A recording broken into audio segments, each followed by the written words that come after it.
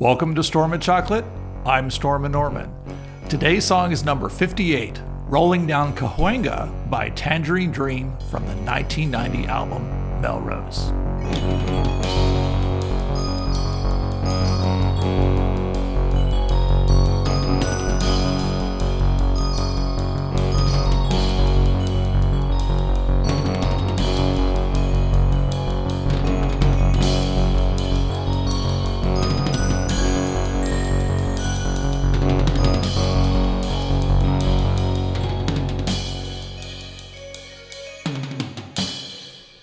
Up until I began writing this script, I had been confusing the album's title Melrose to instead refer to the Australian city of Melbourne.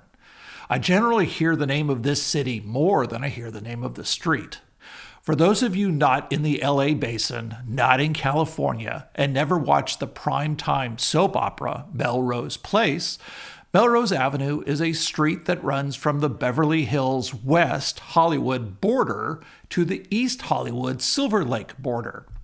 This latter locale is where the predominantly north-south street orientation runs into the historic north by northeast and west by northwest orientation of historic Old LA. Melrose, then, is about a time that Tangerine Dream was passing through LA on tour, and Edgar and company were inspired by the locale, as they often are. This inspiration led to other locale-themed albums such as Lily on the Beach, with such songs as Alaskan Summer, Mount Shasta, and 29 Palms, and Le Parc, which is less localized, having songs such as Tiergarten, which is in Berlin, and Bois de Boulogne, located in Paris, west of the Arc de Triomphe. Well then, what is Cahuenga? Cahuenga Boulevard is a major thoroughfare that runs from the Wilshire Country Club, which is just south of Melrose Boulevard, up through the Cahuenga Canyon of the Hollywood Hills, and eventually becomes Ventura Boulevard. For most of this route, Cahuenga is the frontage road for US Highway 101, known as the Ventura Freeway because that's where you end up taking the 101 northwest out of LA. This is not to be confused with the song Ventura Highway by the band America, which is a road that doesn't exist. But it's really about the Pacific Coast Highway, California Highway 1, which merges with 101 just south of Ventura. In the other direction, as its name implies, it runs down the California coast through Malibu, through Santa Monica, and through LAX, the Los Angeles International Airport. Watch out for that 747, before heading to further points south and merging into I-5.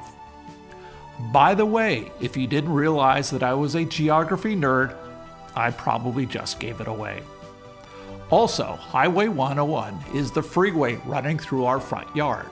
Well, close enough that I feel comfortable making that Tom Petty reference. So that begs the question, when would Tangerine Dream have ever been rolling down Cahuenga? If they had ever gone to the Hollywood Bowl, it's right off of 101 and Cahuenga. Note that this album, Melrose, was the namesake of this era of Tangerine Dream's music, the Melrose years, which followed the Blue years of 85 to 88 and preceded the Seattle years of 92 to 95. 3 studio albums were released, one a year, Optical Race in 88, and Lily on the Beach and Melrose over the next 2 years. The name of the era and the last album of it comes from the location of Private Music's offices in LA, which were at 9014 Melrose Avenue. In song number 26, Black Delilah by Patrick O'Hearn, I mentioned that Peter Baumann left Tangerine Dream to start his own record company, and in 1987-88, he signed his former bandmates to this label. In addition to the 3 albums mentioned earlier, Tangerine Dream released 5 soundtracks and live albums during these Melrose years.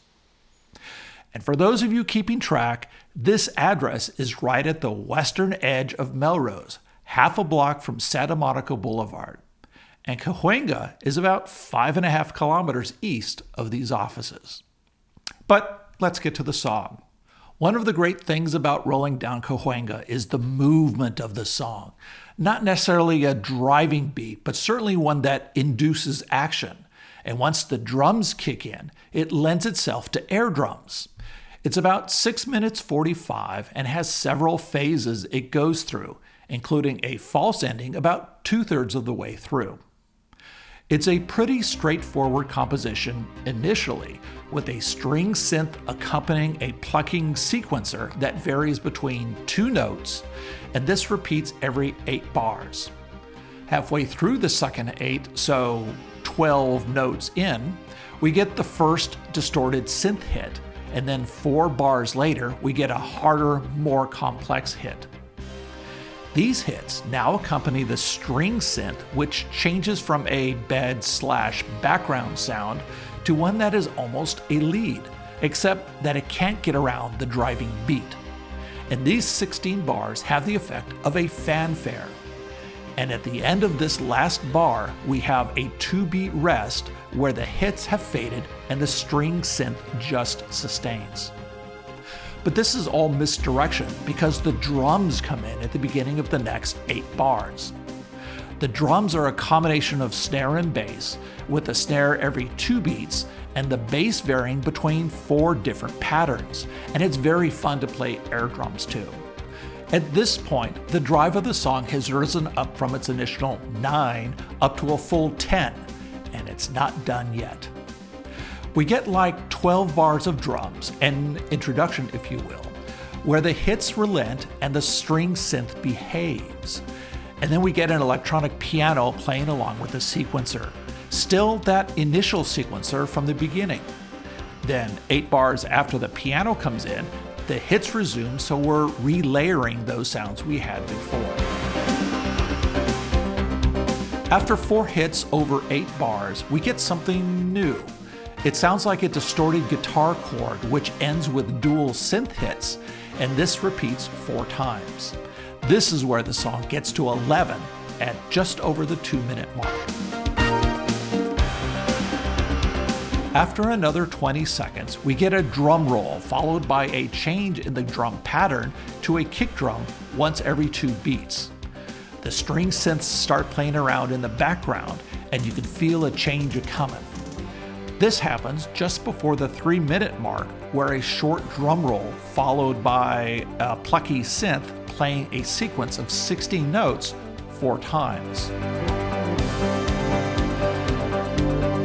This is followed by a straightforward drum beat of 4 kicks and 1 snare, and at around 3:30 it starts to feel like another transition is happening, and actually it almost feels like the song is over based on the wrapping up series of notes.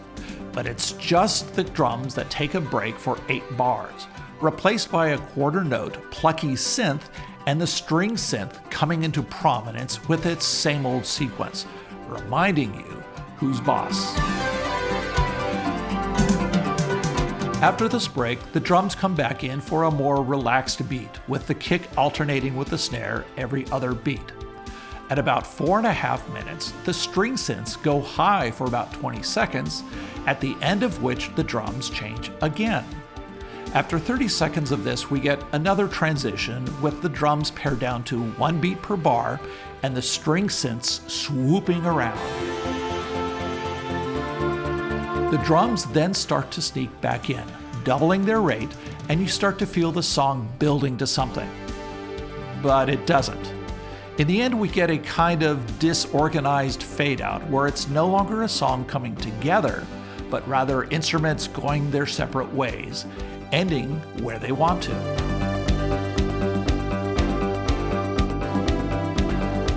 When this song appears in my playlist, it's always welcome. It's one of the songs I love to work along with. In my last job, when I was stuck at my desk writing test procedures, authoring specifications, making presentation slides, I needed to have music playing, mostly instrumentals. If it was a song with vocals, I would need to sing along, and this would put a pause on my work. So it was always my favorite music playlist. The Melrose years of Tangerine Dream had several important changes besides deciding to hang out with Peter Bauman's company. Longtime member Christopher Franck had left in 1987, and he had been known as the synthesizer king. His work on albums from 1974's Phaedra through 1987's Tiger helped establish what we call today the Berlin School of Electronic Music. He was always the second chair behind Edgar, after having joined the band on their second album, Alpha Centauri, in 1971. For those of you keeping track, Peter Baumann joined the following year for the Zeit album, and you might say he had the third chair, mainly because of the number of times it rotated. Paul Haslinger had rotated into the third chair during the Blue years, and he was promoted to the second chair with Franck's departure. And the only other musician on the first album of the Melrose years, Optical Race. That said, there was a third composer, Ralph Wadapole, who added the song Sungate to the mostly completed album, and also collaborated with Edgar on the 2006 release Blue Dawn, which included songs composed during the Melrose years. On the second Melrose years album, Edgar's son Jerome made his first appearance, beyond appearing in his mother's album artwork, by playing guitar on one track of Lily on the Beach. By Melrose the album, he was a full member of the band, composing the title track and playing guitar and keyboards. And sadly, this was Paul Haslinger's last TD album, and thus ended the Melrose years. Big changes were coming for the Dreamers during the Seattle years, with a dedicated guitarist and a dedicated saxophonist, both of whom you can hear on 1994's Turn of the Tides. Well, that's it for Tangerine Dream's Rolling Down Cahuenga from the 1990 album Melrose. Join us next time when we dine on the title track of Roxy Music's Flesh and Blood. We'll see you then. Bye-bye.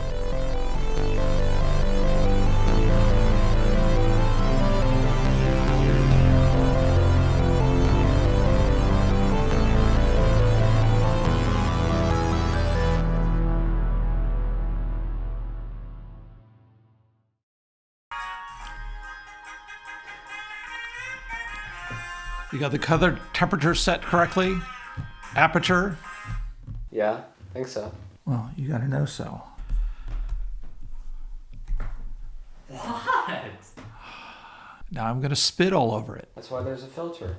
No, it just takes the droplets and sprays it out into a fine mist. That's easier for fungus to grow on. Today's song is number 58. Can you stop? We need new chairs. This is absurd. We need the child to sit his ass down. Wrong word. Word is chair, not child. This inspiration led to other locale-themed albums such as Lily on the Beach, which, go back. Well, close enough that I feel comfortable making that Tom. What? Go back.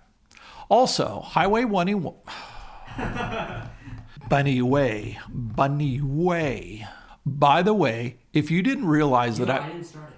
I know. Well, you don't always do that. You wait until I start reading. At this point, the drive of the song has risen up. Go back. And actually, it almost feels like the song is over. No, we're going to redo that. After this break, the drums come back in for. Go back. Longtime member Christopher. For those of you keeping track, Peter Baumann joined the. Go back. You gotta rewind. And you might say he was the third chair, mainly because it was. Just read the words. All you have to do. Read the words and be pretty. My fingers are getting cold. Which included songs composed during those Almost got it there. Almost. Go back. Man, that was tough. That's a tough paragraph. Paul Haslinger had rotated. Problem with my rotator cuff. On the second Melrose Years album, Edgar's son Jerome. No.